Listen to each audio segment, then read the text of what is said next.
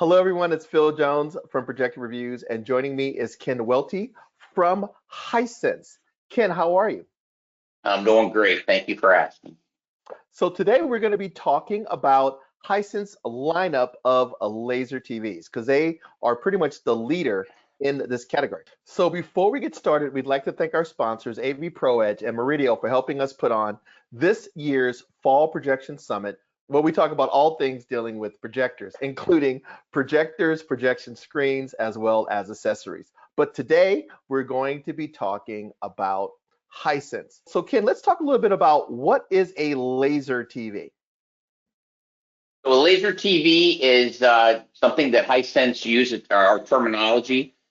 Basically what it is, it's an ultra short throw projector that's married with an ambient light projecting screen. It is engineered to be spec like our TV, since we are a TV manufacturer. It has a TV tuner built into it. It's got audio, and it looks like a TV, and it allows the consumer to get a bigger screen size for a lot less money. And that's why we call it a laser TV. Flat panels are getting bigger and bigger and bigger, but your door going into your New York walk-up apartment is not. So people want to have these large, immersive experiences. But the fact is, when it comes to dollars to inches, a projection solution is always going to be the better value. And even if you could buy a 100 or 120 inch display, getting it up your stairs into your house or mounting it is quite a challenge compared to a screen that can be packed away and a projector that can be carried by one person upstairs. So if you look at the size differences going from something like an 86 to 120, it's pretty dramatic. Yeah, I mean, it's the least expensive way for a consumer to get a bigger screen size. I mean, if you compare a 100-inch panel to a 100-inch laser TV, it's probably anywhere, it's a fifth the price when you go with, some of the bigger competitors. The funny thing about this is this whole terminology, laser TV, has been pretty much hijacked, adopted, I'll say it that way, politely, adopted by the rest of the industry. And I even use it a lot because it's a lot easier to say laser TV than it is to say smart 4K ultra short throw laser projector. It's a lot of words. So laser TV just seems to be the easier way of saying it. It's almost like people use the term Kleenex instead of facial tissue because everybody kind of understands it. But no one has the history in this category as Hisense because you, like I said, you invented the category, right? Yep, we invented it in 2014 and we continue to develop it. We've introduced multiple models. I think the fact that we have always included a screen with this product, again, that makes it a TV. One of the main reasons it makes it a TV. So yeah, Hisense invented that, and you are right. People are robbing it, the nomenclature, but we continue to develop it and engineer it as a solution to the consumer, and that's why we've been so successful, because we are offering a solution as opposed to a projector versus them buying a screen. Yeah, there's an old saying, there's no such thing as a one-item solution. You need to have everything you need to get the job done. So the projector as well as the screen. But what's in the projector actually matters as well if we're going to call it a TV replacement or a laser TV. The first thing, normally when you have a giant screen, the projector sits way in the back of the room. And people walk in front of it. It's not, you have to mount it above you. It's just a hassle. So what's the benefit of using ultra short throw? So what's great about this product is instead of having someone come in to install it for you, most consumers can do this on their own. That's what's great. The screen itself takes basically an hour or so to assemble. You hang that on the wall. You take your console. You set it on a credenza in front of it, and you can see by your demonstration there that it's 14.6 inches to get a 100-inch screen. So it's easy to do. It's simple. You can take it home. You can spend an afternoon, set up this product, and it makes it very easy to assemble. Instead of worrying about wires hanging from the ceiling, like you said, this can be just it's basically the size of a receiver, sitting on a credenza. So it's very easy to install. The next thing is you want, high brightness, you want high resolution, and you want reliability. And that's one of the reasons why you went with DLP, right? Correct. DLP chip is great. It's sealed. There's no dust that gets into it. It's excellent picture quality. We obviously are using Texas Instruments DLP chip, and have used that throughout all of our development of this product. Very, very reliable. And I believe in some of the other slides you talk about lifespan of the product. So it will last you many, many years. So yeah, that's our choice, and we've been very successful with it. It also, DLP imagers allow for a more compact box. Remember, this is in front of the room, and you don't want this gigantic thing Right. sitting in front of the space. The next thing is the laser light source. It gives you years and years and years of operation. I mean, I figured this out. We always try to do this, but 25,000 hours. If you use the product for 4 hours a day, that would be 18 years. And the great thing about it is, it doesn't mean that after 25,000 hours it stops working. It just means that possibly the picture quality might start to degrade somewhat, but it doesn't mean it's just going to not work anymore. So 25,000, 18 years, the technology the way it is and the electronics industry, I'm sure we'll be into other things. So this should last you quite a long time. Now, there's different levels of light sources that are offered on Hisense projectors, correct? Yep, we have a single laser, and we also introduced last year a triple laser laser. So, and that's been great. The picture quality on the triple laser gives you a much wider color gamut. It's brighter. Where there's your slide right there. So one of the great things about the triple laser is that you do get that 107% BT 2020, which is a color gamut and colors that you do not even see on TVs. I think some of the best TVs, the BT20 rating is in the 80s, and you'll see on laser TV, especially on a triple laser, it's 107%. So great color saturation on this product. And actually, I had a chance to review several different Hisense laser TVs and laser cinemas. And in fact, the L9G, which is their flagship model, we gave it best in class. And it has been winning awards all over the place. And a large part of it has to do with its color reproduction. It's just absolutely outrageous. And we actually tested it. See, what this shows you is its percentage of DCI-P3. DCI-P3 is the color space used in a cinema. So if you went to go see a cinema and how content's recorded, how is that measured? This is far beyond broadcast, by the way. But even when you look at DCI-P3, it was 145% of DCI-P3. So it just shows you that the box of crayons there is extensive. So color is definitely something that makes this projector stand out, as well as it's bright and vivid, which is what people want, especially when you're watching sporting events and things during the day. Another big thing is HDR. Can you talk a little bit about HDR and what's the benefit of it? The L5, all of our laser TV products have 4K HDR, so that's something that we wanted to make sure that we incorporated, just like our TVs.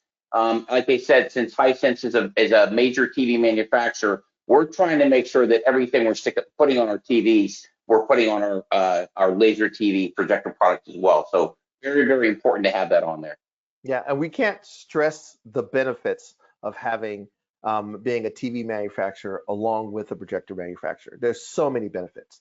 One is a much better understanding of video processing and things, because not only do you make projectors, you're making millions and millions and millions and millions of TVs. A classic example of that would be Dolby Vision. Dolby Vision requires some serious work with Dolby, and you need to be a bigger manufacturer to get that done properly, and it requires a lot more know-how and processing power. And if you look at the Hisense models, you have like, I think 3 models now that actually support Dolby Vision, and they were the first projectors to support HDR Dolby Vision on the market, right? Yeah, we started this. It was a firmware update on the L9s and also PX1 Pros and PX1.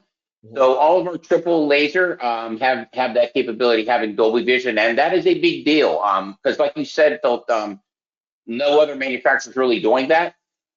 We do it on our TV, so we upgraded all of our triple laser to the Dolby Vision. So that's something we will do in the future, and I think you'll see even next year, even single laser will probably have some of those features as well. So very, very important upgrade. What Dolby Vision does is it gives the projector instructions, frame by frame, scene by scene, on how to best utilize its capabilities. So what you end up with is maximum performance from your projector, whether you're looking at it a dark scene or a bright scene. So it's really cool, but it's something that you normally do not see on projectors. The other thing is I review projectors, so color accuracy and what we call director's intent is really important. So what is Filmmaker mode? So when the actual movie or scene is being shot, this allows the projector to reproduce the movie at the exact way that the director or filmmaker wanted it intended it to be. So we've included that as well, just to enhance the picture quality and the scenes that you get. You know, you brought up a couple good points with dark and bright scenes. But Filmmaker mode will allow this to make adjustments constantly to make sure that the end picture quality is exactly the way the director wanted it to look like. The next thing is a lot of people who have TVs also like to play games. So what is game mode? So this automatically will adjust the all your picture settings for depending upon what you're watching, and certainly the being able to do gaming on 100 or 120-inch screen is certainly immersive. You want to be able to with auto low latency mode that automatically would detect any source that you have going into the product to make sure that you're getting the best performance when you are having fast motion gamings, well, it would be gaming in this particular case, but it's constantly adjusting it to make sure that you're getting the best picture quality as far as speed and in motion detection. So that's another great feature that we have, because we've had quite a few people that are using this product for gaming as well. Yeah. So because the fact is that automatically is great, because most projectors have a game mode, but you have to go into the menu and turn it on. And then when you get done, you got to go back into the menu and turn it off. Most people aren't going to do that. So this ensures that you get optimum picture quality with all the video processing and everything that's required to make your TV show look great. But the second you play a game, it switches parameters to make your gaming experience excellent. Now, most TVs these days are smart. Are these projectors smart as well? Yes, they are. We are using Android smart platform, over 5,000 apps. So you can, it's very easy to navigate. Most consumers are very familiar with this. We will be upgrading the Android and next year's models, but currently on all the models, we do have the Android Smart. And like I said, you can get over 5,000 different apps on this product, which is something different than you see on some of the other projectors that are out there. So the fact that we do have this is a feature I think is a great upgrade. Another thing that I like about your Android TV integration is a lot of times people will say, oh, it's a smart projector. And you go, really? And they go, yeah, here's a dongle. So basically what they do is they give you a Roku or Google stick, and they in the box, and all of a sudden now it's a smart projector. But now you have two menu systems, and it isn't really seamlessly integrated into the experience. And because this is based on your TV's system, your projector settings, the Android TV, all the menus are seamlessly integrated together. So you don't feel like, I've literally had projectors come with two remote controls, one for the projector and one for the smart. That's smart platform. So this is much, much better. And it also, things such as better integration of like I said, all of the different apps that are available, as well as voice, because one of the benefits of Google or Android TV is voice. Now, what can you use your voice to do with this projector? You can search. You can change to different channels. You can certainly search for movies. I actually have one of these products, and all you need to do is hit the microphone on the unit, and do any type searching you want to do. So by just putting in a name, it will automatically search for that name and all the different options for the name. And it's very intuitive, and it also searches, obviously very quickly, and makes it very easy to navigate Yeah, so all the features you would expect on a smart TV. And on a last but smart not TV. Right. because it's a TV replacement, right? So Correct. so Correct. so if I'm going from a flat panel that's 65 to one of these, and I'm used to having all these things, I'm gonna also want it built into my projector as well. And then last but not least, I always say video without audio is just surveillance. So you gotta have a decent sound system. Now, one of the benefits of the projector's chassis is it's bigger. When it has more room in it for a sound system. So the sound systems on these Hisense Laser TVs are substantially better than pretty much any TV I have heard on the market. And you also get enhanced surround modes as well, right? Yeah. So what's great about these is when you go between there's two systems basically. There's a 30-watt system which comes in the L5 and then the PX1 Pro and PX1, and then when you get on the L9, it's a 40-watt system. And a lot of consumers are asking, do I need a sound bar with this? Basically, you have a sound bar. I mean, to your point, we've got a sound bar built into that unit because it can. You can put a pretty good sized speaker in there. It does have dual speakers in it, and it will give you great sound quality. And it is also Dolby Atmos. Let's kind of say that it's also Dolby Atmos. So that even gives you a much more immersive sound. That in your living room or your sound setting. The other feature, and I'm not sure if you had a slide on this, but these are also WISA ready. So if you want to expand that into a WISA system, you could do that. Which is kind of nice. So say the biggest thing about that I like about WISA is if you want component speakers, a lot of times that comes with a whole bunch of wires. And the hardest thing about using components and putting speakers in the front and speakers in the back and a subwoofer over here is where am I going to run all those wires? And where am I going to put the black box that powers all of those speakers? And WISA allows you to use wireless solutions for all of that if you want to step up your system. So it has ARC outputs. So if you want to connect it to a high-end receiver and play your Disney Plus from app through your big sound system, you can do that. You can do WISA for wireless, or it has a great sound system built in. So regardless of how you want to get your sound, they have you covered. Now, the last thing I want to talk about is the screen, because if you want a full solution, you need a projector and a screen. I guess you guys have determined that based on most customers, they don't want to think about what screen they need to go along with this and what screen is compatible. So but you do have options depending on how they use their screen and what their viewing environment is. So let's talk a little bit about the screens that you offer with the projector. So you have screens that are designed to basically optimize your viewing experience day or night.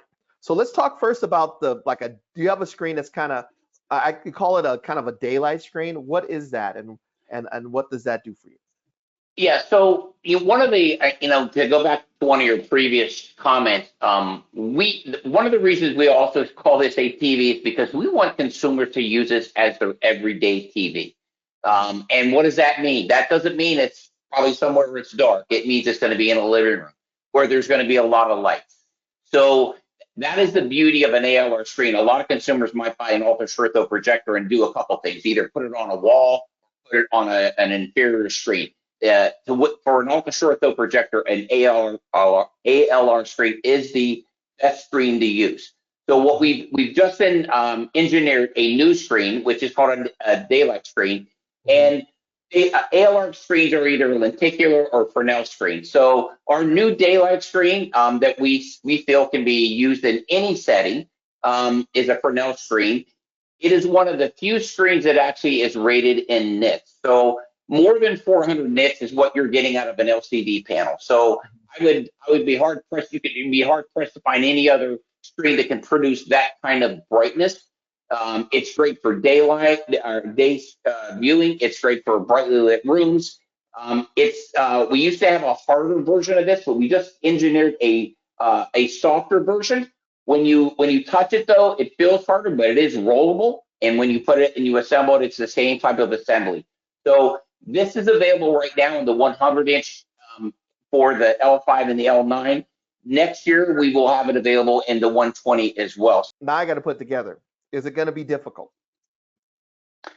Yeah, so what we're doing for right now, the frame comes, and one of the great things that we did over the last couple of years, it did come in the horizontal screen came in one frame, but we ended up, for shipping purposes and making the box smaller, we put it in two pieces. But for next year, one of the new things that we are doing is the frame is basically come assembled already. It's going to be almost to the point where all you're going to do is expand it. The two pieces will click in together, and you'll have two L pieces. So instead of assembling maybe 8 to 12 different sections, you only be assembling 2 sections. So that will make it much easier to assemble for the new models going into 2023, which will be introduced probably April timeframe. So that's one of the new innovations that we are going to have for that for next year, as well as the bright screen for 100 and 120 inch. Okay, so that's cool. Yeah, because assembling a screen takes a couple hours, and it's not. And one thing, I'm glad you like the first, like you were saying, that the longer rods used to be one long piece, so you would either get a box that was the size of a refrigerator, would be like the size Pretty of a close. full sheet of plywood, or you would get a box that was only about this big, but it was, 9 feet long. So being able to, so having those two pieces broken into two was nice, but then it takes more time to put it together. So the fact that it kind of just pops together like that is cool. So you get the benefit of having a more compact way of shipping it, while at the same time having quicker assembly. So that much quicker assembly. Yes. So this is a huge breakthrough with screen technology to get that same brightness you get out of a LCD panel. Yeah, well, I actually saw the screen at Cedia. You guys had it set up, and everybody was really, really impressed with its performance. And when they showed it at Cedia, it was basically out in the open on the show floor. And the colors were vibrant. It had good black levels. It showed people, and it proved that you can utilize it day or night. Now, the other thing that made me happy was when I saw it, I was like, wow, that's great. It looks better than even the last daylight screen you had. But the last time you guys shipped me a sample, the other screen was hard. So it was a 100-inch screen that came in a box that was huge. Huge. So now it's nice because all you gotta do is take it out of the box and hang it. But at the same time, shipping that, moving that was a challenge. So the fact that this is, like you said, is rollable, and the screen comes in a manageable box is really nice. And like I said, it does a spectacular job allowing you to use it during the day. And the other thing, just one other last point, the gain, and I can explain this, but the gain on the ALR daylight screen is 1.0, as opposed to the gain on typical screens, ALR screens that are lenticular, is about 0.4. So you're getting 2.5 times the amount of brightness and gain out of that product. So that's just as far as the spec for the ALR daylight screen. As you were going to the other. Up, because I actually in my lab here, I have a matte white screen that review products on, and then I have a motorized ambient light rejecting screen that has very low gain.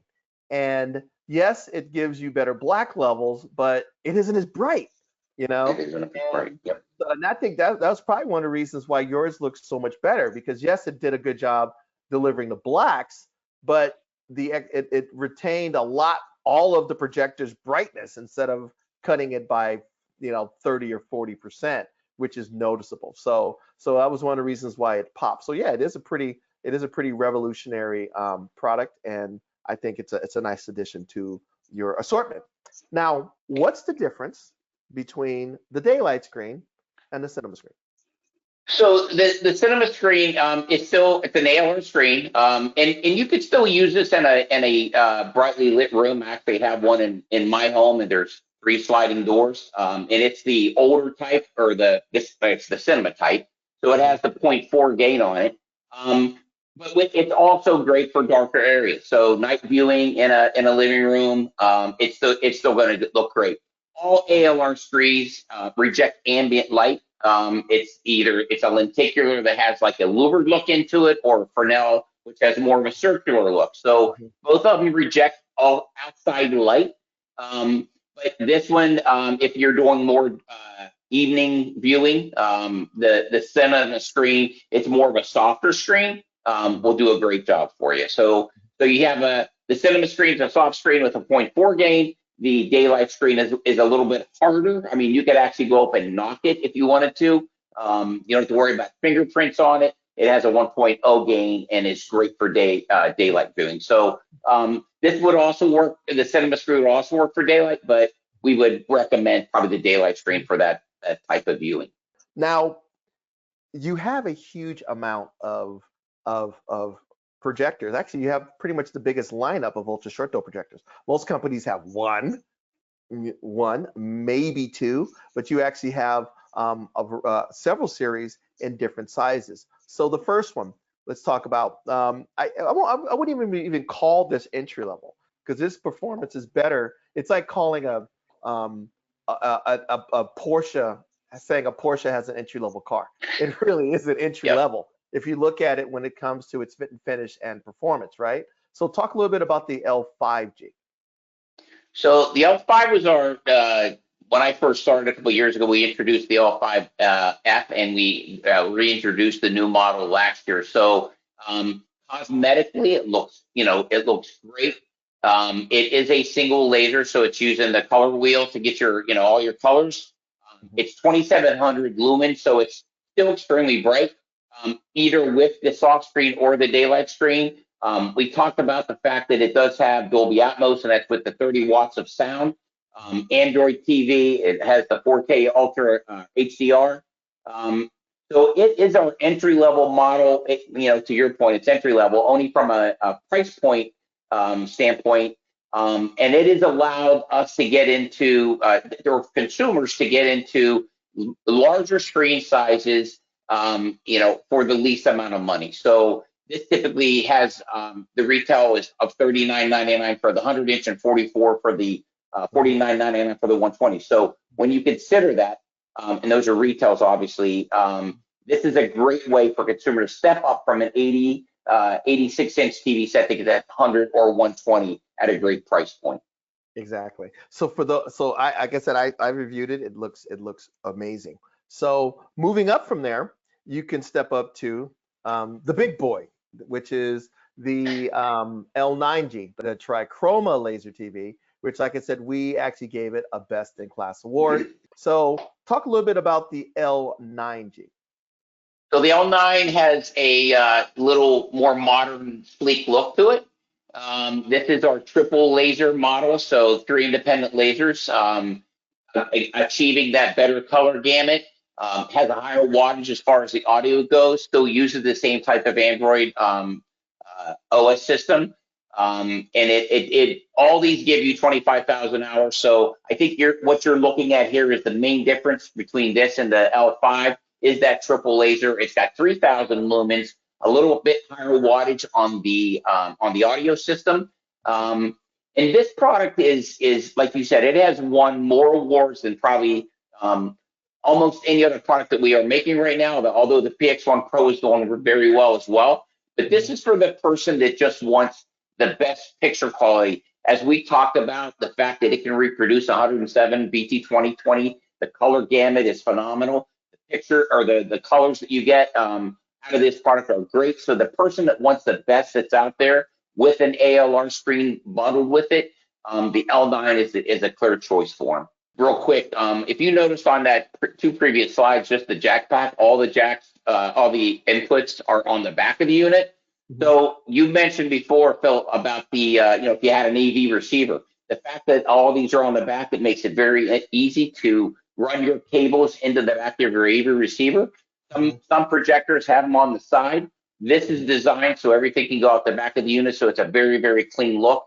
Mhm. All of our products have that. So I just wanted to bring up that point since you showed that slide. So um, Yes.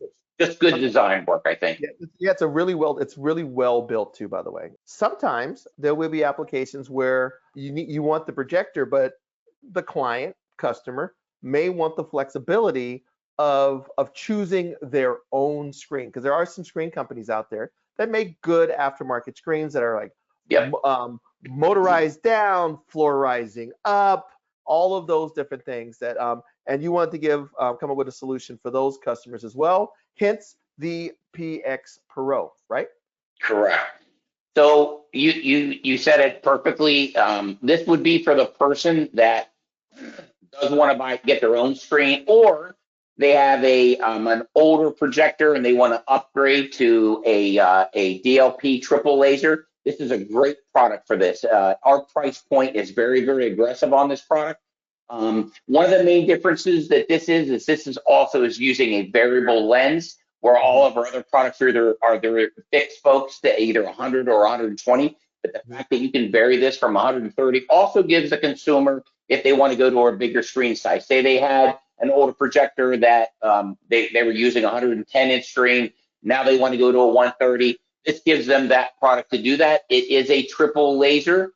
It is going to give you that 107 BT20. It does have Dolby Atmos. It's got WISA. It's got all the Android Smart. It has all the features, but it does give you that flexibility to upgrade, to your point, to whatever type screen best fits your game room or your theater room. So this product we feel is more suited for the person that wants to do something in a cinema room or a game room as opposed to a living room. But it's a great product and gives that very variable screen size. I am glad you brought up the adjustable lenses, the adjustable lens, because a lot of times when you see these laser projectors or laser TVs or that come without a screen, they give you a range. Oh, it's good from this size to this size. But as Ken mentioned, you can only focus at one size, you know? So while it's good from 80 to 120, it's probably optimized focus is probably 100 in between those two. And you could Right. see that when I review these and I look at the edges. It'll be focused at the bottom and not so focused, and it would be soft along the top and the edges because the lens is not optimized for the size of the screen that I was using. And when this came out and you had the ability, you can literally see it. I can bring up an image that has a whole bunch of fine detail in the corners, and by adjusting the lens, I can actually see it sharpen up, along the way, so I can get it optimized for my particular screen that I'm using. So if you're going to sell it without a screen, you better make sure that you have the ability to adjust it for the range that you say that this projector can actually support, which is one of the reasons why we actually gave this one a hot product award. Selling the screen and the unit separately, you have the option of having the unit completely disappear. So say you go in and you buy a Salamander actually makes these integrated cabinets. So you Yes. could buy an integrated cabinet and an uprising or a drop motorized screen, and when you turn off your 110-inch TV, it completely goes away. You can't say that with a flat panel. Yes. It's all, when you turn it off, it's a black shiny square on your wall. This one, I could make it completely disappear. So that's one of the reasons why somebody may want to have the option of buying a screen separately, is so they can get a motorized solution to make it appear and disappear. So Yes. so that's one of the things that I love, and I love the fact that Salamander makes these custom cabinets for these projectors. Yep, So we've partnered with them, and they're actually making our stands for the majority of our products. So you're bringing up a great point. I mean, if you want something to look extremely clean, this is a great solution for you. But you have one more laser cinema model, which is the PX1. Can you talk a little bit about the PX1 and what's the difference between a PX1 and a PX Pro? So basically, the PX1 is very, very similar in specifications. The lumens are a little bit lower than what the PX1 Pro has, and it is only variable from 100 to 120. Hmm. That's basically the main difference. This is just a different model that we wanted to use as an offshoot of the PX1 Pro. Hmm. But main difference is just the variable screen size and also the lumens. But again, for someone that's using it in a game room, game room or a theater room, this product comes in at a very, very aggressive price point and will give you very close performance to the as to the PX1 Pro. Yeah, yeah. So I'm actually reviewing currently the PX1, which should be up. That review should be up by mid early December, first week in December. Great. Like I said, since I got a box, the picture quality was great, which is what I've normally expected from every Hisense projector that I have ever tested in previously. So Ken, thank you very much for coming and talking about Hisense lineup of laser TVs and laser cinemas. It's been my pleasure. So to find out more about Hisense lineup of laser TVs and laser cinema, be sure to check out hisense.com or check out our reviews on projectorreviews.com. So thanks everyone for attending and listening to Ken and I discuss TV replacements and Hisense laser TVs. So take care and we shall Thank talk to you. you.